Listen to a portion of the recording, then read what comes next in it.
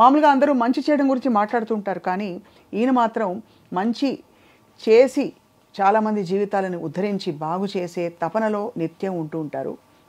దానికి మూలం ఏంటంటే మనం స్పెషల్ ఇంటర్వ్యూ టీడీడీ అని ఒకప్పుడు దూరదర్శన్ సిగ్నేచర్ ట్యూన్ వచ్చిన వెంటనే అందరూ కూడా ట్యూన్ ఇన్ అయిపోయి టీవీల ముందు అతుక్కుని కూర్చునేవారు. అప్పుడప్పుడే టీవీలో వినోద ప్రధానమైన కార్యక్రమాలు దూరదర్శన్లో మొదలయ్యాయి. ఆ సమయంలో డీడీలో అనేక కార్యక్రమాల్లో అనేక హాస్యపరమైన చిన్న చిన్న స్కిట్స్లో వాటిలో కనిపించి అలరించిన నటులు ఆ తర్వాత అఫ్కోర్స్ ఎన్నో సినిమాల్లో కూడా చాలా పాత్రలు వేశారు. అన్నిటికంటే ముఖ్యంగా ఏంటంటే మామూలుగా అందరూ మంచి చేయడం గురించి మాట్లాడుతూ ఉంటారు, కానీ ఈయన మాత్రం మంచి చేసి చాలామంది జీవితాలను ఉద్ధరించి బాగు చేసే తపనలో నిత్యం ఉంటూ ఉంటారు. దానికి మూలం ఏంటంటే మనం సైతం అని ఆయన పెట్టిన ఒక సంస్థ. అది పుట్టింది ఎప్పుడంటే ఆయన పుట్టినరోజున సెప్టెంబర్ 22న. సో సెప్టెంబర్ 22 బర్త్డే సెలబ్రేట్ చేసుకోబోతున్న నటులు, దర్శకులు, రచయిత, all in all Kadambari Kiran గారితో ఇవాల్టి ప్రత్యేక ఇంటర్వ్యూ. సార్, మీకు స్వాగతం. Thank you very very much. చిన్నప్పటి నుంచి మిమ్మల్ని చూసి అలవాటైంది, కానీ మీరు అలాగే ఉన్నారు అప్పటి నుంచి ఇప్పటిదాకా. కొంచెం హెయిర్ స్టైల్ మారింది తప్ప మిగతా అంతా. అవునమ్మా, కానీ మారాలి మనిషి వయసుని బట్టి, అనుభవాలను బట్టి. ఎక్కడ నాకైతే అలాంటివి అనిపించట్లేదు. ఆ sports shoe, jeans, white shirt, full జింగ్ బ్యాంగ్గా వచ్చారు మీరైతే సార్. ఇది జనరల్గా ఇదే డ్రెస్ ఉంటుంది, వైట్ షర్ట్ అండ్ బ్లూ జీన్సేనా. గత ఈ 11 సంవత్సరాలుగా 11 years అవుతుందమ్మా మనం సైతం పుట్టి. ఈ 11 yearsగా ఆ మార్పు. ఒక సార్, ఏదైనా మామూలుగా అంటే ఈ మనం సైతం ఎలా పుట్టింది తెలుసుకునే లోపు అసలు నటుడిగా మీ జీవితం ఎలా ఉంది? తృప్తినిచ్చిందా ఇంతవరకు? ఇది కేవలం ఒక వృత్తి, రోజు నాకు ఏదో ఒక ఇన్కమ్ ఉండాలి అనే విధానంలో మీరు ఆలోచిస్తారా, లేక ఇంకా తపన పడే క్యారెక్టర్స్ అన్నీ వచ్చాయా, చేశారా మీరు? అంటే చలనచిత్ర పరిశ్రమలో తపన పడితే అసలు ఏది రాదమ్మా, వచ్చింది నిలబడుతుంది తప్ప. రావటానికి తపన పడితే మనకి నిరాశ ఎదురవుతుంది. ఎక్స్పెక్టేషన్ ఎప్పుడైతే ఉంటుందో నిరాశ కూడా దాని పక్కనే ఉంటుంది. సో నేను ఎక్స్పెక్ట్ చేయనేది వస్తే ఆనందపడతా, బాగా చేసినప్పుడు ఇంకా ఆనందపడతా. అది జనం దగ్గరికి చేరితే అద్భుతం కదా. బట్ దాని గురించే జీవితం, దాని గురించే తపన అనేది మాత్రం నాకు సెకండరీ. రైట్. అంటే నా లైఫ్ గురించి అని కాదు, లైఫ్ కష్టాలు ఎవరికైనా ఉంటాయి.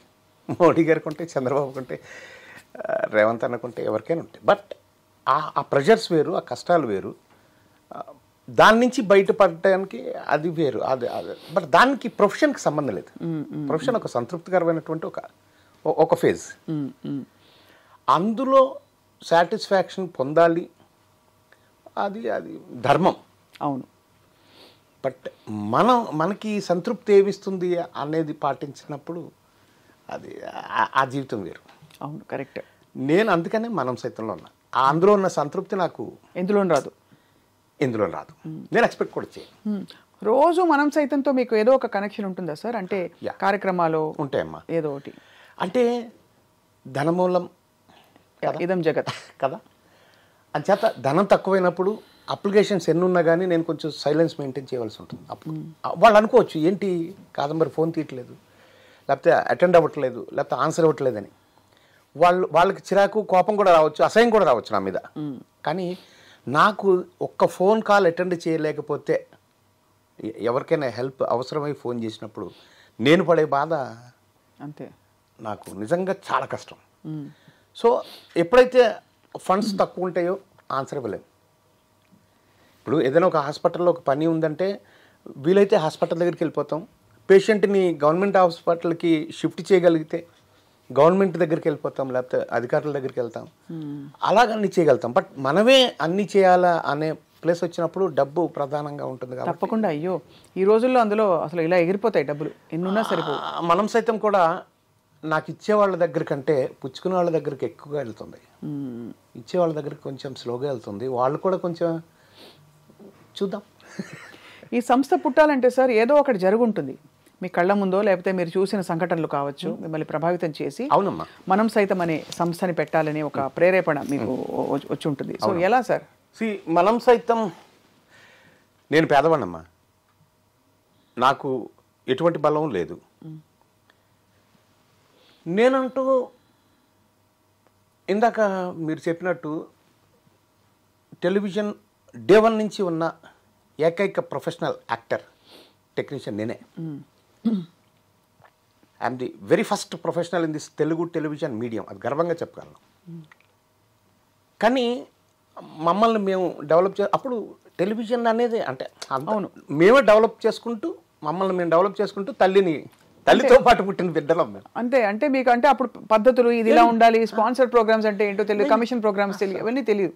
కెమెరా ఎంత పెద్దగా ఉండేది, రికార్డర్ ఎంత పెద్దగా ఉండేది, 4 మోసేవాళ్ళం. అదే కదా. అట్లా ఆ టేప్స్ అలా ఉండేవి. అయితే అందులో మమ్మల్ని మేము డెవలప్ చేసుకోవటంలో లేదా డెవలప్ చేసుకుందాం అనే ఆ ఆతృతలోనో ఆ పోరాటంలోనో ఆరాటంలోనో నిర్మాత అయ్యాం, దర్శకుడు అయ్యాం, రైటర్ అయ్యాం, కొన్నిసార్లు కెమెరా కూడా ఆపరేట్ చేసాం, సౌండ్ రికార్డింగ్ ఆపరేట్ అంటే డబ్బింగ్ చేసాం, ప్రతి ఒక్కటి చేసుకుంటూ వెళ్తున్నాం. కానీ నిర్మాతగా అయినప్పటికీ వచ్చిన ప్రతి కొత్త ఛానల్లో నేను ప్రోగ్రామ్ చేశాను, సీరియల్ చేశాను ఓన్గా. 99% ఛానల్స్ నాకు డబ్బులు ఎగ్గొట్టాయి. అవన్నీ కలిసి ఒకనొక రోజున కూర్చొని చూస్తే ఆ రోజుకి 98 లక్షల రూపాయలు ఉన్నాయి నాకు రావాల్సిన రెమ్యునరేషన్స్. 98 lakhs అంటే నేను ఎంత కష్టపడ్డాను, నా ప్రీషియస్ లైఫ్ స్ట్రెంగ్త్. రావాల్సిన రెమ్యునరేషన్ అంటే ఏంటి సార్? నాకు వాళ్ళకు పనిచేసినప్పుడు నాకు రావాల్సిన రాలేదా? ఈ రోజుకి రాలేదు, ఇంకెప్పటికి రాదు. అది ఎందుకు అలా అయింది? అది ఎందుకు అలా అయిందంటే నేను వీడు పోరాటం చేయలేడు, చేసినా నన్ను గెలవలేడు, వాడు అర్భకుడు, వాడికి బలం లేదు అనుకుని ఉన్నప్పుడు అప్పుడు ఒకనొక రోజు కూర్చుంటే అంటే నేను కూడా సామాన్యమైన కామన్ మ్యాన్ కదా, నాకు బాధ్యతలు ఉంటాయి, నాకు డబ్బు అవసరాలు ఉంటాయి, బాధ్యతలు ఉంటాయి కదా, వాటి నుంచి పారిపోలేంగా. అవును కదా. చూసి ఒకరోజు కూర్చుంటే అన్నీ చేస్తే అన్ని ఛానల్స్ 98 lakhs. నో, ఇది కరెక్ట్ కాదు. ఈ రోజు నుంచి సొంతంగా ఓన్ ప్రొడక్షన్ అనేది చేయకూడదు. అంటే చేసినంతకాలం మిగిలిన అన్ని వ్యాపకాలకి దూరంగా వెళ్ళాలి. ఆర్టిస్ట్గా కావచ్చు, ఇంకా రైటర్గా కావచ్చు, డైరెక్టర్గా కావచ్చు. చేసి ప్రోగ్రామ్ చేసిన తర్వాత ఆ సీరియల్ అయిపోయిన తర్వాత డబ్బులకి కలెక్ట్ చేసుకోవడానికి మళ్ళీ కొన్నేళ్ళు. సో లైఫ్ అంతా వెళ్ళిపోతుంది. నో, వద్దు అని ఒక రకమైన కసి ఉంటుంది కదా నాకు కూడా. మామూలు మనిషిని కదా, ఉప్పు కారం కసితోటి నా జీవితంలో ఎదురైన సంఘటనలు నన్ను ఇబ్బంది పెడతాయి. అంటే ఒళ్ళంతా రక్తం గాయాలు అయిపోయినప్పుడు దాంట్లోంచి కొంచెం కసి వచ్చి నేను చలనచిత్ర పరిశ్రమలో నేను ఒక వాచ్మ్యాన్ని. I'm observing each good and bad in this industry, watching. లోపలికి వెళ్ళలేకపోతున్నా, స్థిరంగా ఉండలేకపోతున్నా, బయటికి వెళ్ళలేను. తెలుగు చలనచిత్ర పరిశ్రమ వాచ్మ్యాన్ ఆత్మకథను ఒక రాయాలనుకో, ఒక 20 పేజీలు 25 పేజీలు రాశాక నాకే బాధ అనిపిస్తుంది. వాళ్ళంతా తర్వాత నాకు స్నేహితులు అయ్యారు, నాకు దగ్గర అవుతారు. నాకు ఒరే ఫ్రెండ్సే ఎక్కువ. నన్ను అన్నయ్య అనేవాళ్ళు, నేను ఒరే అనేవాళ్ళు చాలా ఉంది. ఎందుకంటే ఆ తరం అక్కడి నుంచి వేరే ఇది కదా. సో ఎందుకు ఏంటి ఇలాగ వీళ్ళ గురించి ఓపెన్ అవటం వల్ల నా కసి తీరొచ్చేమో, బట్ దానివల్ల ఉపయోగం ఏంటి?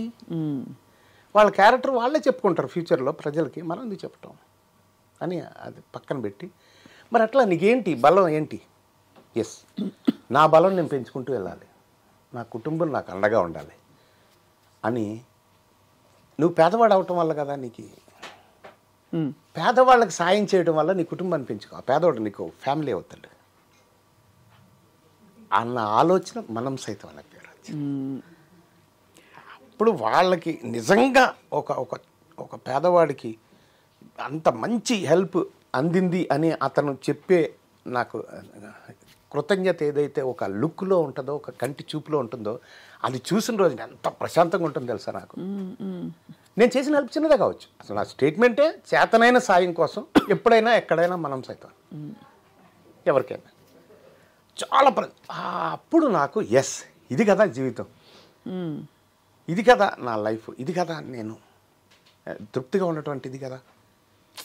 అంతకుముందు ఉలిక్కిపడి మిడ్ నైట్ గప్పుకుని లేచి గుండె పట్టుకొని ఒకానొక సందర్భంలో నా స్నేహితులు చనిపోయిన వాళ్ళు ఉన్నారు, అలా అచ్యుతు లాంటి వాళ్ళు. ఏంటి ఈ ఇది దారుణం సార్ శాశ్వత్ గారు పోవడం అసలు. అలాగ నేను కూడా అనుకునేవాడిని. ఎస్, ఆ తర్వాత నాకు ఎప్పుడు అలాంటి ఇబ్బంది లేదు, ప్రశాంతంగా. కానీ సార్ ఈ 98 లక్షలు కదా ఇంకా నాకు అర్థం కావట్లేదు. 98 లక్షలు ఒకళ్ళు మీకు ఇవ్వలేదా, పలువురు ఇవ్వలేదా? పలువురు అంటే ఏమంటారు వెళ్ళినప్పుడు, ఇదిగో ఇస్తాం అదిగో ఏం ఇస్తాం లేదమ్మా, అనుకుంటారా? ఇప్పుడు ఒక ప్రోగ్రామ్ మీరు చేస్తున్నారు అనుకోండి, అవును, ప్రొడక్షన్ ఖర్చు అవుతుంది కదా.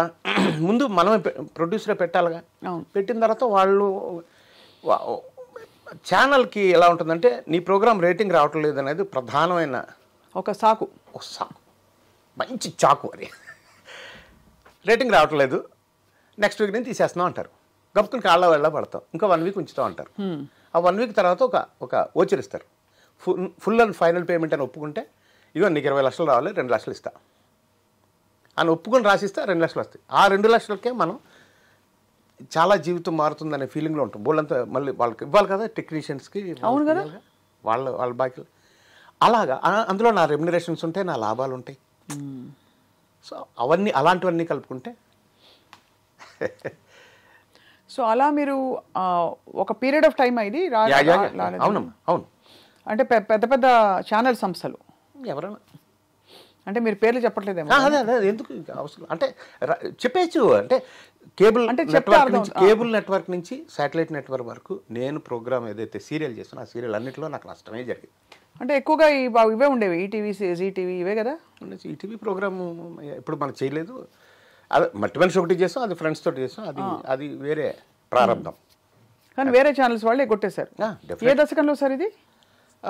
90 వరకు, 90 అంటే 89 ఆ టైం నుంచి 2000, 2003, 2005 ఆ టైం వరకు. ఎందుకంటే మనకి ఈ సీరియల్స్ అవి పుంజుకున్నదే 90s దశకంలో. అవును, ఆ టైంలో అయితే అంతే. అప్పటి నుంచి వచ్చాయి. ముందంతా మాకంతా టెలిఫిల్మ్స్, సింగిల్ ఎపిసోడ్లు అలాగే. చాలా ఇబ్బంది పడి ఉంటారు మీరైతే. చాలా చాలా చాలా చాలా. ఆస్తులు అమ్మేశారా? ఆస్తులు లేవు అమ్మడానికే? ఎక్కడ కొన్నా అక్కడ అమ్మా. అదే కొన్నా. చాలా కష్టపడి డే 1 నుంచి కష్టపడుతున్నాగా. రోజుకు 150 రూపాయల నుంచి రోజుకు 300 దగ్గర నుంచి రోజుకు 500 దగ్గర నుంచి అలా తీసుకొని ఒక్కొక్క వర్క్కి ఒక 500 దగ్గర నుంచి 1500 దగ్గర నుంచి అలా తీసుకున్న. ఎక్కడ పడితే అక్కడ కొన్నాను నేను. అలా మీరు ఎక్కడ పడితే అక్కడ పోయినాయి. అమ్మో, చాలా స్ట్రగుల్ సార్ లైఫ్. ఈ టైంలో అంతా మీకు వేరే ఆలోచన రాలేదు? మీరు అంటే ఇంకో ఫీల్డ్లోకి వెళ్దాం, ఇంకోటి ఏదైనా చూసుకుందాం. ఎట్లా వెళ్ళగలనమ్మా? ఇది ఈ కళ్ళ కన్నదే ఈ జీవితం కదా, బతుకుతున్నదే దీని గురించి. వేరే చోటుకి వెళ్ళాలంటే ఇంక మనం ఉన్నట్టే లేకపోయినట్టు. కరెక్టే. ఎట్లా వెళ్ళగలుగుతాం? ఉంటే ఇలాగే ఉండాలి, బతకాలి, లేదంటే వేస్ట్ అనిపిస్తుంది. అవును, నేను చాలా తక్కువ టైం నేను జాబ్ చేసింది. అది కూడా రిపోర్టర్గా పనిచేసింది. ఈనాడు పనిచేశాను, అంతకుముందు పల్లకీలో పనిచేశాను. దట్ చాలా తక్కువ టైం. ఈనాడులో పనిచేస్తున్నాను. టెలివిజన్లో ఏదో ప్రోగ్రామ్ వస్తే అట్లు రామారావు ఉండేవారు మాకు హెడ్. ఆయన టీవీలో పనిచేయడానికి లేదు అని మెమో ఇచ్చారు నాకు. నేను కాగితం తీసుకుని రిజిగ్నేషన్ ఇచ్చేసి స్వీట్లు పెట్టి వస్తే నాకు అదే ఇష్టం సార్, జాబ్ వద్దు సార్, అంతే. చాలా తక్కువ టైం. సో ఇప్పుడు మనం సైతం సంస్థ పెట్టాక సార్, అసలు వాట్ ఈస్ ద నేచర్? ఎవరెవరికైనా సాయం చేయాలంటే ఎలాంటి సాయాలు? ఆర్థిక సాయం ఒకటి. అవునమ్మా, అన్నీ అమ్మా. అట్లే ఎలా అంటే నన్ను అడిగే వాళ్ళని బట్టి. ఇప్పుడు సపోజ్ మొన్న ఒక సినిమా ఇండస్ట్రీలో ఒక కాస్ట్యూమరు అతను ఇంట్లో పడిపోయాడు, తలకు దెబ్బ తగిలింది, ఏదో హాస్పిటల్లో జాయిన్ చేశారు. జాయిన్ చేస్తే అక్కడ వాళ్ళు తట్టుకోలేకపోతున్నారు ఫ్యామిలీ. ఒక ఆడపిల్ల, భార్య. ఏం చేయాలి? వెంటనే ప్రభుత్వ అధికారులతోటి పొంగులేటి గారిని వాళ్ళ టీంతోటి మాట్లాడి నిమ్స్లో ఒక బెడ్ ఖాళీ చేయించి, నిమ్స్లో 32 బెడ్లు ఉంటాయమ్మా 31 రాష్ట్రాలకి. అదే ఉంది. సో అక్కడైతేనే సీఎం రిలీఫ్ ఫండ్ నుంచి మనం ఏమైనా తెచ్చుకోవచ్చు, వాళ్ళ దగ్గర నుంచి ఏదైనా లెటర్ తేవచ్చు, ఏదైనా మాట చెప్పించవచ్చు. సో బెడ్ ఖాళీ అయినా మరో సెకండ్లో అక్కడ పేషెంట్ పెట్టేయాలి, ఎందుకంటే ప్రాణాలతో కాబట్టి వాళ్ళ పాలసీ అది. అవును. సో వేరే హాస్పిటల్ నుంచి హాస్పిటల్ వరకు మనిషిని తీసుకొచ్చి అక్కడ అవన్నీ కూడా చేయడానికి దానికి డబ్బు ఎంత అన్నది కాదు. అసలు మన పవర్ ఏంటి? పొంగిలేటి గారు వాళ్ళ టీంలో మన మనుషులు ఎలా ఉంటారు. మనం అంతకుముందు అయితే లక్ష్మారెడ్డి గారి దగ్గర నుంచి ఏ మినిస్టర్ ఉన్నా కానీ హెల్త్ మినిస్టర్ అంటే నాకు సేవ చేసిన వాళ్ళు ఎక్కువ ఉన్నారు, నా పేదవాళ్ళకి. అలాగా ఇండస్ట్రీకి సంబంధించిన వాళ్ళందరికీ నేనున్నాను అని చెప్పే ఒక సంస్థ మనం. ఎస్ అమ్మా. అంటే ఇలాంటి ఒక వ్యవస్థ పెట్టినప్పుడు ఇండస్ట్రీ వరకు లేకపోతే పలానా శాఖ వరకు అన్నది ఉండకూడదు.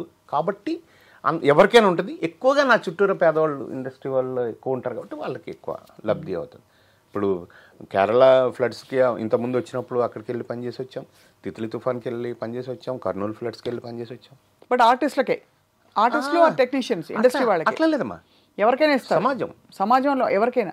బట్ దానికి ఒక పరిధి ఉండదు కదా సార్. ఉండదు. ఏం తృప్తి ఉంటుంది, ఎలా తృప్తి ఉంటుంది? అంటే మన దగ్గరికి వెతుక్కుంటూ వచ్చిన వాళ్ళల్లో ఇందాక నేను చెప్పినట్టు మన ఫండ్స్ ఎలా ఉన్నాయి, మన శక్తి ఎక్కడ ఉంది, మన ఎలా అంతవరకు చేయగలం.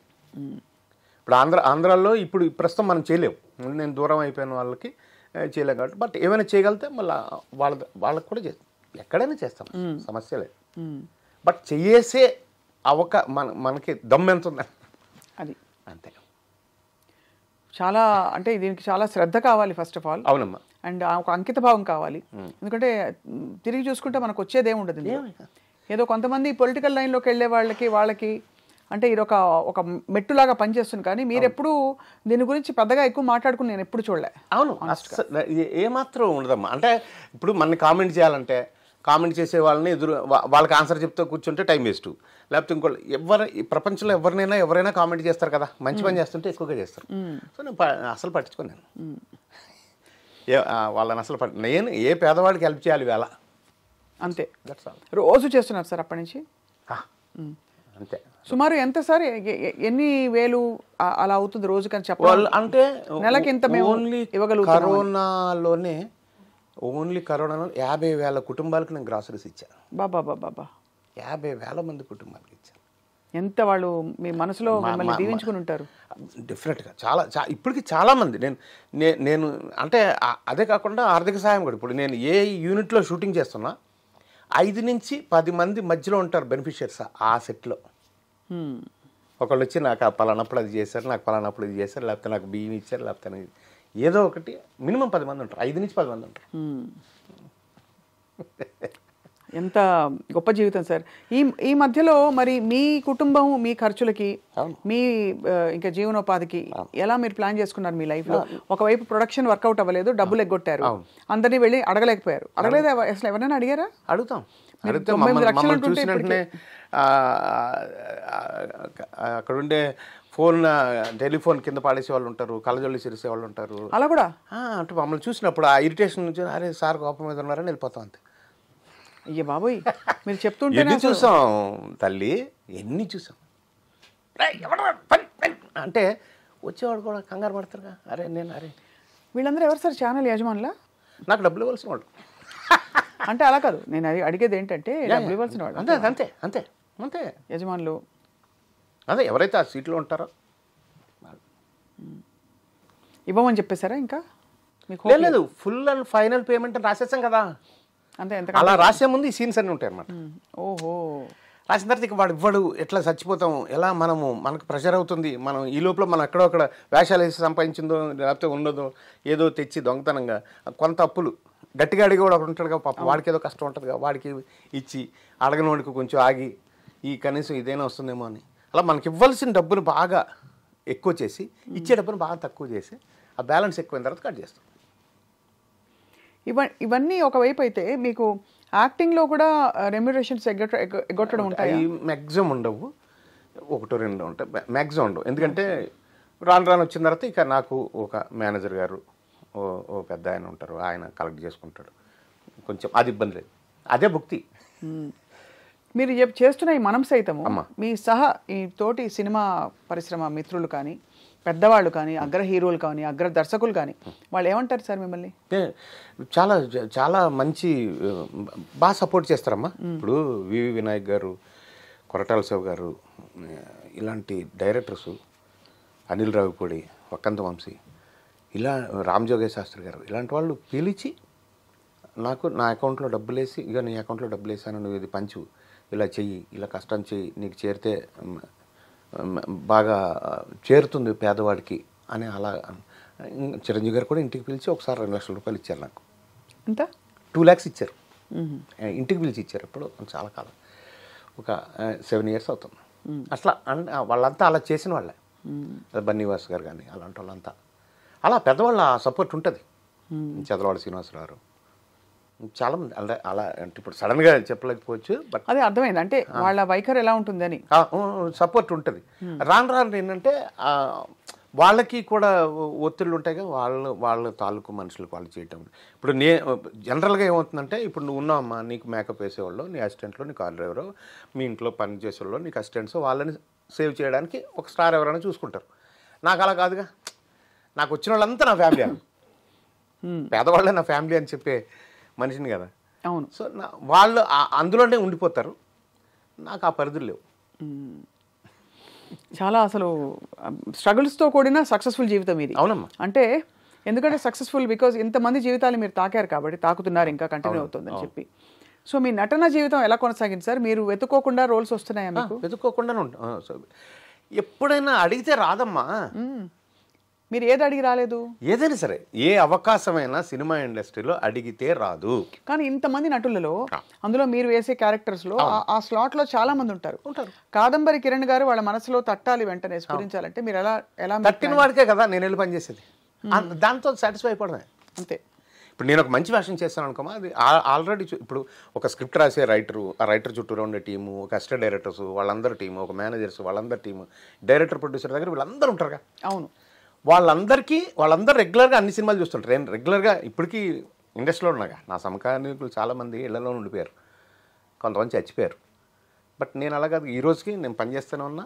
ఇప్పుడు నాకు 5-6 సినిమాలు చేతిలో ఉన్నాయి, 6 సినిమాలు ఉన్నాయి చేస్తాను. 6 సినిమాలు అంటే నెలకి ఆల్మోస్ట్ ఒక 15-20 డేస్ బిజీ. మీరు 10 డేస్ అయితే ఈజీగా ఉంటుంది. 10 డేస్ ఈజీ.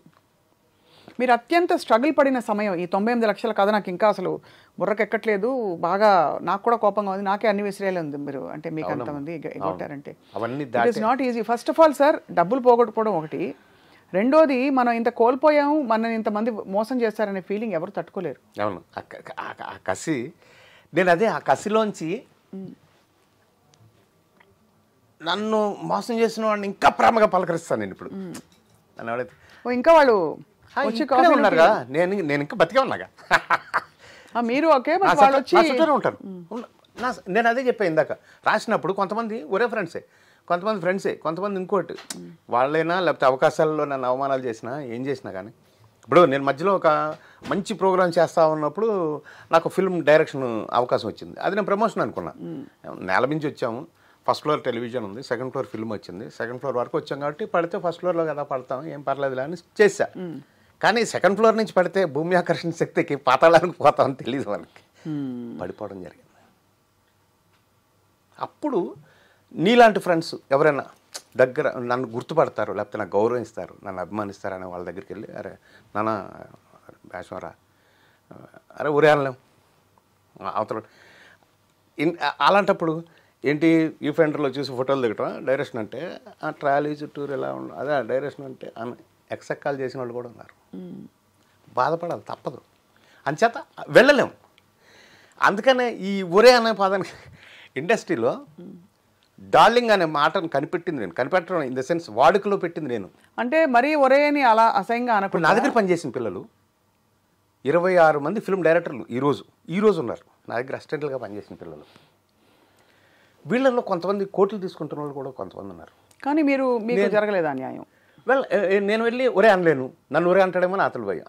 అతని ఆ భయానికి ఎందుకు అతను అలాగ ఉండని అని మనం వెళ్ళి డార్లింగ్ అనే మాట కనిపెట్టి నా అసిస్టెంట్లకి, లేకపోతే నేను ఎవరికైతే సర్వీసులు చేశానో, హెల్పే చేశానో వాళ్ళందరినీ ఆ డార్లింగ్ అని పిలవటం వల్ల అలాగల్లి అది చివరికి పూరి దాన్ని ఓన్ చేసుకొని డార్లింగ్ అని అతనికి మన ప్రభాస్ చేసి, అదే ప్రభాస్ గారి డార్లింగ్.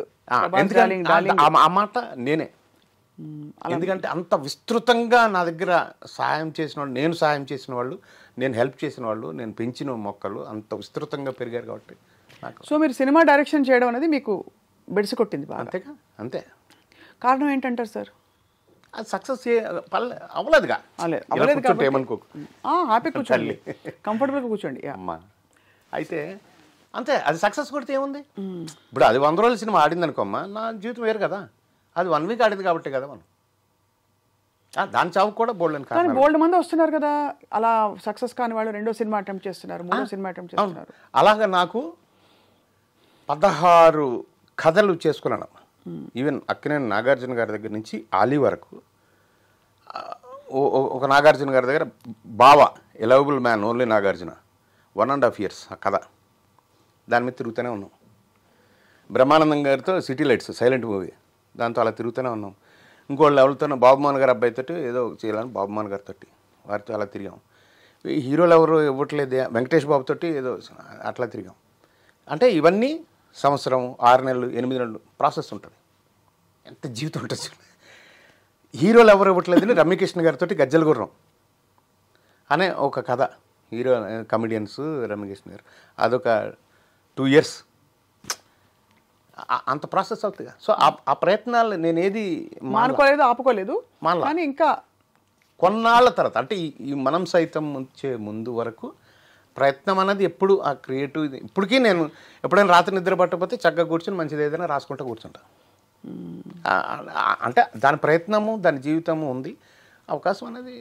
సో ఇప్పుడు ప్రస్తుతం అయితే అది రాసుకుంటూ మీ రోల్స్ మీరు వేసుకుంటూ మనం సైతం నడిపించుకుంటూ అలా సాగుతుంది. అంతేనమ్మా. సార్ మీకు అచ్యుత్ గారు మంచి మిత్రులు కదా. అవును. మా నాన్నగారి సీరియల్లో హీరో అయిన అన్వేషిత. అవును.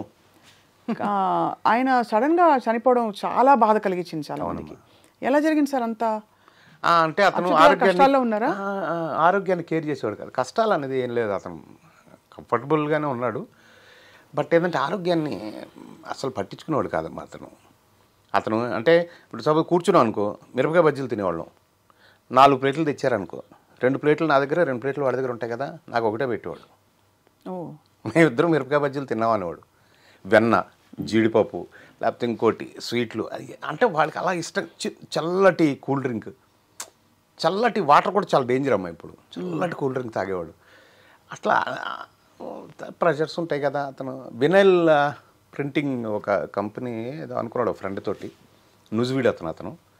అందులో కొంచెం 24 - అనేవాడు. 24 లక్షలు అంతా అప్పుడు అప్పు అయ్యాడని ఆవిడ చెప్పాడు. మాకు చెప్పలేదు అది.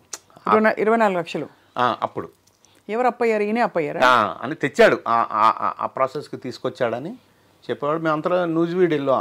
ఆ ఫ్రెండ్ పార్ట్నర్ ఎవరైతే ఉన్నాడో అతను ఏదో షాప్ ఓపెనింగ్ అక్కడికి కూడా వెళ్ళాం మేము. బట్ ఆ తర్వాత వచ్చి సడన్గా గాంధీ అనే ఫ్రెండ్ వచ్చి ఇట్లా యశోదలో చేరాడు అన్నయ్య రాత్రి. వెళ్ళినప్పుడు చచ్చిపోయాడు. షాక్ అయి ఉంటారు మీరు. లైఫ్ అంటే జీవితం ఇంత తాత్కాలికం. చాలా చాలా చాలా చాలా చాలా. ఎందుకంటే మామూలు ఒక స్నేహితుడిగా, ఒక మంచి స్నేహితుడిగా అతను చనిపోవటం ఒక బాధ అయితే, అప్పుడు మేము కలిసి నాగేశ్వరరావు గారి సీరియల్ నేను వచ్చితే స్టార్ట్ చేసాం. నాగేశ్వరరావు గారి దగ్గరికి వెళ్ళి మేము ఇద్దరమే స్టార్ట్ చేస్తే ఇంకొక 2 ఫ్రెండ్స్ చేరారు. తర్వాత ఆ సీరియల్ ఎండింగ్ వచ్చినప్పటికి ఆర్థికంగా కూడా చాలా దెబ్బతినేసాం మేము. వీడు చచ్చిపోవటం, ఇతను దాంతో చాలా అంటే అదొక ఫేజ్ అనమాట. రోడ్డు మీదకి వచ్చేసిన ఫేజ్లో అదొకటి. సినిమా ఫెయిల్యూర్ తర్వాత మట్టి మనిషి ఒకటి. అక్కినేని నాగేశ్వరరావు గారు నాకెందుకంత ఆయన అంటే అంత గౌరవం, అభిమానం, ప్రేమ, ఒక పేరెంట్లా, ఒక తల్లిలాగా అతను ఎందుకు చూస్తానంటే ఆయన ఫోన్ చేశాడు నాకు ఇంటికి. నేను నాగేశ్వరరావు మాట్లాడుతాను. ఏ నాగేశ్వరరావు అమ్మా? ఆవిడకి అక్కినేని నాగేశ్వరరావు అమ్మా. సార్ ఒక్క నిమిషం అండి. సార్ ఏం సార్ ఇట్లా మా వైఫ్ తెలియక ఏమనుకోవచ్చు, మీతో మాట్లాడాలి, నేను ఇప్పుడే తోట నుంచి వచ్చాను, మీ దగ్గర సమయం ఉంటే వస్తారా? 5 minutesలో ఇంటికి వెళ్ళా. మీరు మంచివాళ్ళని తెలుసు, మీకు సమర్థత ఉందని తెలుసు, మీరు నష్టపోయారని తెలుసు, ఉల్టా మీరు అచ్యుత్ అనేవాడు కూడా మీ దగ్గర నుంచి వెళ్ళిపోయాడు. సో మీరు చాలా బ్యాడ్ సిచ్యువేషన్లో ఉన్నారని నాకు తెలుసు. నా జీవితంలో నేను మూకీ నుంచి వచ్చాను కాబట్టి, టెలివిజన్ వచ్చింది కాబట్టి, ఈ ప్రక్రియలో కూడా నేను ఉండాలి నా జీవితం అని నేను అనుకున్నాను. ఒక్క సీరియల్ చేద్దాం అనుకున్నాను, చేశాను. బట్ అతను చనిపోయాడు, మీరు రోడ్డు మీదకి వచ్చారు. మీ దగ్గర డబ్బు ఉంటే ఇంకో సీరియల్ మీకోసం చేసి పెడతాను, చేసుకున్నాను. Great man. వెంటనే నేను ఎస్ సార్ అని, నాకు 2-3 ఫ్రెండ్స్ ఉంటే డబ్బులు పెట్టగలిగిన వాళ్ళు, ఆ రోజుల్లో 5 లక్షల వరకు అవసరం ఉండేది. చెప్తే ఒక 2-3 దగ్గర వర్కౌట్ అవ్వలేదు. 4th friend is Rudraraju Ramesh అని నా ఫ్రెండ్, చిన్నప్పటి నుంచి ఎవరెవరో ఫ్రెండ్. అమ్మని అడిగి చెప్తారా? అమ్మ ఏంట్రా ఎంత కావాలని? అమ్మ మొదటి రూపాయి వెనక్కి రావాలంటే 24 లక్షలు పెట్టాలమ్మా. ఎంత టైం ఉందిరా? మీ ఇష్టం అమ్మా, సార్ అయితే ఓకే అన్నారు. సరేరా 15 రోజుల్లో అని ఓ బ్యాంక్ అకౌంట్ ఓపెన్ చేసి 15 రోజుల్లో 24 లక్షలు వేసింది. అప్పుడు ఆయన నన్ను నిలబెట్టడానికి ఫస్ట్ చెక్ మేము ఏదైతే అంతమంది చాలా బ్యాడ్ ఎక్స్పీరియన్స్లు ఉన్నాయి ఆయనకి. ఫస్ట్ ఏం చేశాను, 2 లక్షల రూపాయలు చెక్ ఇచ్చాను ఆయనకి. చారి గారని స్టూడియోలో ఉంటారుగా, ఆయన ఏదో ఫోన్ చేశారని ఈయన మళ్ళీ ఫోన్ చేశారు నాకు, నాగేశ్వరరావు మీకు జస్ట్ ఇన్ఫర్మేషను, ఇది కంప్లైంట్ కాదు, మీ మీద డౌట్ కాదు, మీ అనుమానం కాదు, ఇది చెప్తా ఉన్నాడు. ఏంటి సార్ మీరు ఎక్కడ ఉంటారు సార్, నేను వస్తాను సార్ అని. నేను మాట్లాడడం వెళ్ళిపోవాలి కదా, అంత మా దేవుడుగా. లేదు సార్ అది డిజానర్ అయిందంట చెక్కు. అయితే సంతకం బాగాలేకపోయినా ఇదైనా మీ డిజానర్ అవుతుంది కానీ పెట్టాను నేను మధ్యలో ఫోన్. ఇంటికి వెళ్ళిపోయి 2 లక్షల రూపాయలు ఓ టవల్లో క్యాష్ పెట్టి, సార్ ఇదిగో సార్ 2 అకౌంట్లు ఉన్నాయి సార్, ఇది కొత్తగా పెట్టాం కదా, ఇంతకుముందు ఉన్న అకౌంట్లోకి అందులో చెక్ ఇచ్చాను, క్షమించండి సార్. ఎవరన్నారు మిమ్మల్ని, ఎందుకు ఇలా చేస్తారు, పట్టుకెళ్ళిపోండి మీరు, ఇంకో చెక్ ఇవ్వండి, తర్వాత ఇవ్వండి. అలా నన్ను ఒక బిడ్డలాగా కాపాడే ఆ సీరియల్ అంతా. 3 వేషాలు ఉన్నాయి అందులో, ఒకే ఒక డైలీ సీరియల్. మ్యూజిక్ కూడా ఆయన దగ్గర నుండి చేయించుకున్నారు, టైటిల్ కూడా ఆయనే పెట్టారు. కాస్ట్యూమ్స్ నేను అమెరికా వెళ్ళినప్పుడు జీన్స్, టీషర్ట్లు, కలజోళ్ళు అవి వాడుతూ ఉంటాను. అవన్నీ డిస్ప్లే చేయించి వాళ్ళ కాస్ట్యూమర్ తోటి, మీ వేషానికి ఇందులో ఏం కావాలో నోట్ చేసుకోండి, తీసుకోండి అని. ఎంత గొప్పగా అంటే ఒక జర్కిన్ లాంటివి ఉన్నాయన్నమాట ఒక వేషానికి. లైఫ్ స్టైల్లో ఉంటాయి ఇక్కడ, వెళ్దాము అని నాతో షాపింగ్ వచ్చారు. ఆయన ఎందుకు వచ్చారంటే, ఆయన నాకంటే చిన్న సైజు, మా ఇద్దరు మధ్య సైజులో తీసుకుంటే ఆయనకి కొంచెం ఫిట్ ఉంటుంది, వేషం అయిపోయిన తర్వాత నేను వేసుకోవాలని ఆయన కోరిక. అది పాడేయద్దు, లేకపోతే కాస్ట్యూమ్స్లో పెట్టద్దు, నువ్వు వేసుకో నా వేషం అయిపోయిన తర్వాత అని నాతో షాపింగ్ వచ్చి ఇద్దరికి మధ్యలో సైజు తీసుకొని. ఏమిటో ఆయనకు ఆ తపన ప్రేమ అంటే ఆయన దగ్గర ఒక్కటే ఏంటంటే ఓపెన్గా ఉండాలి మనిషి. మీరు ఇంత కల్మషం ఉన్నా కానీ ఆయన తెలిసిపోతుంది. మాస్క్ ఉందంటే మాత్రం ఆయన ఎంత దూరం నుంచి మనిషిని గుర్తుపడతారు. సార్ నాకు ఇది సార్, నా మనసు ఇది సార్, ప్రతి ఒక్కటి ఆయనతో చెప్పేసుకుంటే, అందులో స్వచ్ఛత మాత్రం ఉంటే ఆయన ప్రాణానికి ప్రాణంగా చూస్తాడు.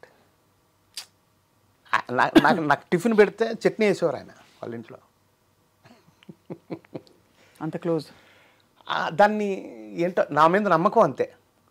లాస్ట్ 6-7 months ఆయన్ని కలిసిన వాళ్ళు చాలా తక్కువ, నేను ఒక్కడే కలిసి everyday. He was taking treatment కదా సార్ అప్పుడు, చావుకు ముందు. చచ్చిపోతాడని ఆయనకి తెలుసు, మాకు తెలుసు. ఆయనకి ఆయన అనౌన్స్ చేశారుగా.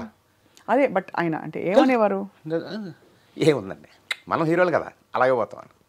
ఆయన హార్ట్ అటాక్ తోటి పోతానని అనుకునేవారు ఎప్పుడు, నేను ఎప్పుడు అంతే అనేవాడు. కానీ క్యాన్సర్ అనేది ఆయనకి, అదే చాలా పాపం. ఇలా మీరు అంటే ఈ ప్రయాణంలో మీరు వ్యక్తిగతంగా మనుషుల్ని కోల్పోవడం, ఇంకా వంచనలు, మోసాలు, ఆర్థిక ఇబ్బందులు, స్ట్రగుల్స్, అన్ని రకాల షేడ్స్ చూస్తారు కదా సార్. జీవితం మీకు నేర్పిన మౌలిక సూత్రం ఏంటి?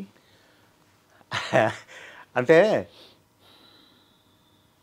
నన్ను నేను నమ్ముకోవాలమ్మా, అంతే. అంటే ఏమిటి అంటే నువ్వు చేసే పనిని ఆ నమ్మకంతో చేస్తే రిజల్ట్ ఎప్పుడైనా కానీ పాజిటివ్గా నీకు వస్తుంది, నో ప్రాబ్లం. నేనే సాక్ష్యం దానికి. నాకు ఎప్పటికైనా పాజిటివ్గా నాకు వస్తుందని నా నమ్మకం. ఆ డౌట్ ఉన్నప్పుడు రాదు. కరెక్ట్. నేను దాని మీద ఉంటా. చాలా మంచి మాట చెప్పారు. ఇప్పుడు అంటే అప్పటికి ఇప్పటికీ ఇండస్ట్రీ బాగా మారిపోయింది కదా సార్, సినిమా పరిశ్రమ. అంటే పరిసరాలు మారిపోయినాయి, పద్ధతి మారిపోయింది, బట్ రిలేషన్ అన్నది అలాగే ఉంటాయి. అవి ఇంకెవరెవరు సార్ మీ స్నేహితులు ఇండస్ట్రీలో? బుల్లిచెర చాలామంది ఉన్నారు. ఆ బ్యాచ్ అంతా అలా. అంటే మీరు ఖాళీ టైం దొరికినా, మీ ఇంట్లో మంచి శుభకార్యం జరిగినా, లేదో కష్టం వచ్చినా ఎవరు చెప్పుకుంటారు? ఉన్నారు 5-6 మంది ఫ్రెండ్స్, మంచివాళ్ళు, ఇండస్ట్రీకి సంబంధించిన వాళ్ళు కాదు. ఉన్నా ఇండస్ట్రీలో. ఇంకా బతికే ఇక్కడ అయినప్పుడు చావే ఇది కదా, వీళ్ళే వాళ్ళతోటే ఎక్కువ. వాళ్ళల్లో అంటే ఆడపిల్లల్లో సనా బాగా దగ్గర ఉంటుంది, మేఘన ఉంటుంది. చాలా మగపిల్లలు సమీర్ కానీ, హర్షవర్ధన్ కానీ, ప్రభాకర్ కానీ, అశోక్ కుమార్ కానీ. అశోక్ కుమార్ గారు తెనాలి రామకృష్ణ సీరియల్ వచ్చినప్పుడు ఒక సెన్సేషన్. అవుట్. నాగేశ్వరరావు గారికి అసలు టెలివిజన్ రంగంలో ఫస్ట్ ఫ్రెండ్ అతనే. కానీ నాగేశ్వరరావు గారు ఎలా అయితే పెద్ద తెర మీదో ఈయన చిన్న తెర మీద బుల్లితెర మీద అశోక్ కుమార్ గారు అనేవారు అవును, ఆయన ఆయన్ని imitate హావభావాలు. చేసేవాడు ఆయన. కదా సార్ అది ఏదో ఒక బాడీ లాంగ్వేజ్ లోనే ఏదో. ఇమిటేట్ చేసేవాడు. ఆయన చెప్పేవాడు ఆయన ప్రతి ఒక్కటి. అంటే మేము బాగా దగ్గర ఒరే ఫ్రెండ్స్ కదా మేము. అవును. బాగా దగ్గర అంటే అన్నయ్య అనే అంటాము. బాగా దగ్గర. ఆయనకి ఫస్ట్ ఫ్రెండ్ ఇతనే అశోక్ కుమారే. తర్వాత మేమంతా దగ్గర అయ్యాం. మేము ఎక్కువ నమ్మకం తెచ్చుకున్నాం ఆయన దగ్గర. అవును అవును. సో చిన్నప్పటి నుంచి సార్ మీరు మీరు పెరిగిందంతా ఏ ఊరు? ఇక్కడేనమ్మా. అంటే హైదరాబాదే. పుట్టింది కాకినాడ దగ్గర గురజనాపల్లి అని. తాతగారు వాళ్ళది రాజోల తాలూకా కేసినపల్లి. చదువు అంతా కూడా ఇక్కడే. ఇక్కడేమ్మా. ఎలిమెంటరీ చిన్నతనం స్కూల్ అక్కడ. మిగిలినంత ఇక్కడ AV school, AV college, Bhadrika college, Ramachandra college, Hindi Mahavidyalayam. మీ కుటుంబం సార్? నలుగురు అన్నదమ్ములమ్మ మేము. నేను లాస్ట్, ఒక సిస్టరు. ఇక్కడే అందరు ఇక్కడే ఉన్నారు. భార్య, ఇద్దరు పిల్లలు. పిల్లలు ఈ రంగంలోకి వచ్చారా? అంటే సింగింగ్ ఉంది నీలా. పెద్ద పాప ఆటోమొబైల్ ఇంజనీర్, అమెరికాలోనే ఉంటుంది, డెట్రాయిట్. అతను కూడా అల్లుడు కూడా ఆటోమొబైల్ ఇంజనీర్. ఆ అమ్మాయి పాటలు పాడుతుంది. చిన్న పాప హోమియోపతి డాక్టరు, చిన్న అల్లుడు అడ్వకేట్. ఓ అందరూ చక్కగా సెటిల్డ్, బ్యూటిఫుల్గా, హ్యాపీగా, హాయిగా. మీరు చేస్తున్న ఈ మనం సైతం కార్యక్రమాలు చూసి వాళ్ళు గర్వపడుతూ ఉంటారు డాడీ. అవును. కానీ వాళ్ళని ఎక్కువ ఇన్వాల్వ్ చేయను, వాళ్ళకి చెప్పను. వాళ్ళు తెలుసుకోవడమే ఫ్రెండ్స్ ద్వారా. నేను ఏది చెప్పను, నా వైఫ్ కూడా ఏది చెప్పను. మెట్లు ఎక్కుతున్నప్పుడు క్లోజ్. అంతేనా? ఏం మాట్లాడుకుంటారు ఇంట్లో? ఈ సినిమాలు ఏముండవు. నా ప్రొఫెషన్ గురించి ఉండదు అసలు. ఏం మాట్లాడతారు మరి ఇంట్లో? కామన్ గా ఇష్టమే మిగిలిన కార్యక్రమాలు ఉంటాయిగా. అంతేగా. ప్రొఫెషన్ గురించి అంటే ఇందులో ఎక్కువ కష్టాలు పడటం ఎప్పుడైతే ఎక్కువ ఉందో నేను చెప్పేవాడిని కాదు. అంచేత అది మెయింటైన్ చేశాను, స్విచ్ ఆఫ్. నాకు ఇంకా మీ 98 లక్షలు ఎలా వస్తాయని ఆ రోజుకి ఇప్పటికి అది బహుశా ఐ థింక్ కొన్ని కోట్లు, ఎన్నో కోట్లు అయ్యేది. చాలా దారుణం. ఆ వంచిన వాళ్ళు ఎలా నిద్రపోతున్నారో కంటి మీద. వాళ్ళకి ఇప్పుడు చూస్తున్నప్పుడు అర్థమవుతున్నాయి. ఎవరిని అంటున్నారు మీరు? 100%. వాళ్ళు వచ్చి ఇప్పుడు మీతో వాళ్ళంతా నా చుట్టూనే ఉన్నారు కదా, నా దగ్గర ఉన్నారు. చాలా భరించి అయితే మీరు సహనంతో నడిపిస్తున్నారు సార్. ఏంటి వాట్ ఈస్ యువర్ విజన్ మనం సైతం ఇంకా ఇంకా ఇంకా పెద్ద చేయాలంటే? మనం సైతంలో ఒక ప్రాజెక్ట్ అనుకున్నానమ్మా. Saparya, we care for uncared అని ఒక అనాథాశ్రమం, వృద్ధాశ్రమం పెట్టాలని. ఒక బాగా పెద్ద తోటలాగా, పెద్ద పెద్ద చెట్లతో తోటలాగా పెంచి, ఒక వాటర్ పాండ్ లాగా పెట్టి, చుట్టూరు ఒక వాకింగ్ ట్రాక్ లాగా చేసి, ఈ తోటలో గ్లాస్ రూమ్స్లో పేషెంట్లను పెట్టాలన్న కోరిక. ఆ తోట కనిపిస్తూ ఉండేలా. అంటే అతనికి పక్షి, నీళ్లు, మనిషి కనపడి తను బతికే ఉన్నానని, బతికినంతకాలం అనుకోవాలని. అది ఎందుకంటే వృద్ధాశ్రమాలు అంటే నేను చూసిన ప్రపంచం వరకు, ప్రపంచం అంతా నేను చూసింది మాత్రం చాలా దారుణంగా ఉన్నాయి. ఏ వ్యక్తి అయినా అంటే కరోనా కంటే భయంకరమైన వ్యాధి ప్రతి మనిషికి వచ్చేది ఒకటే, వృద్ధాప్యం. అనివార్యమైన వ్యాధి. చావుకు ముందు వస్తుంది అది. ఏ వ్యక్తి అయినా లేచి తనంతటా తాను బాత్రూమ్కి వెళ్లకుండా అక్కడే బాత్రూమ్ చేసుకుంటే 2 గంటల్లో రోడ్డు మీద వేసేస్తున్నాము. ఆ రోడ్డు పేరు వృద్ధాశ్రమం అంటున్నాము. అవి చాలా దారుణంగా ఆ పరిస్థితులు ఉన్నాయి నేను చూసినంత వరకు. స్వప్న, నేను ప్రపంచం అంతా అంటలా. సో అక్కడి నుంచి ఆ మనిషి బతికినంత వరకు నేను బతికే ఉన్నాను అనిపించాలని నేను దత్తత తీసుకోవాలని నా కోరిక. సపర్య, వీ కేర్ ఫర్ అన్కేర్డ్. ఇప్పుడు హీరో శివాజీ ఒకసారి నాకు 5 లక్షల రూపాయలు ఇచ్చాడు కరోనాలో పంచమని.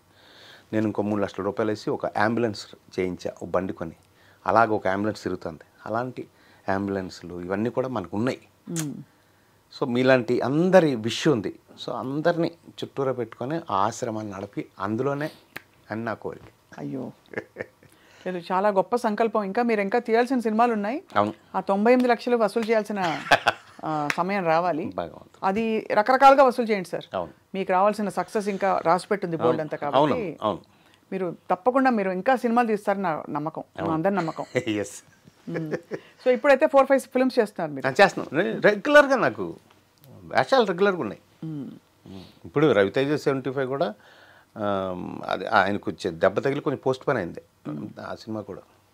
అన్నీ ఉంటాయి. అన్ని సినిమాల్లో మంచి మంచి వేషాలు, వేషాలు. హాయిగా సరదాగా వెళ్తారు, మంచిగా ఆ రోజు ఏమిటి అంతే. చెప్పుకుంటారు, అంతే. ఫినిష్. వచ్చాడు. సో ఈ బట్ అక్కడ కూడా టైం ఉన్నంతసేపు ఫోన్లో మళ్ళీ మనం సైతం అంటాం. అదే దాన్ని మానిటర్ చేస్తారు. గొప్ప సంకల్పంతో, అంటే మీరు ఎందుకు ఇలా ఆలోచన వచ్చి తలంపు వచ్చి మొదలుపెట్టారు? ఎందుకంటే ఇది ఒక మహాసముద్రం సేవ అనేది. అవును. ఎక్కడ ఎంత చేసినా ఏముందిలే అని అనిపించే అవకాశాలు ఉంటాయి. కానీ లేదు, అలా కాదు, చిన్న చేసినా మంచిది, వాళ్ళ జీవితాలకు మార్పు వస్తుంది అని నమ్మి మీరు కొనసాగిస్తున్నందుకు మీకు నమస్కారాలు. ఈ సెప్టెంబర్ 22 మీకు అద్భుతమైన పుట్టినరోజు. ఈ పుట్టినరోజు నుంచి ఇంకా మరొక మలుపు రావాలని మేము మనసారా ప్రార్థిస్తున్నాం. కాదంబరి కిరణ్ గారు, తల్లి నా పుట్టినరోజు కాదు, మనం సైతం పుట్టినరోజు. మనం సైతం పుట్టినరోజు. ఓకే, అంతే. రైట్. మీరు అంటే అదే రోజు మొదలెట్టారు కాబట్టి మీకు అదే కావాలనే, అదే అంటే నేను ఉన్నా లేకపోయినా చరిత్రలో మనం సైతం అయితే ఉంటుందనే ఉద్దేశంతో. తప్పకుండా సార్. మీరు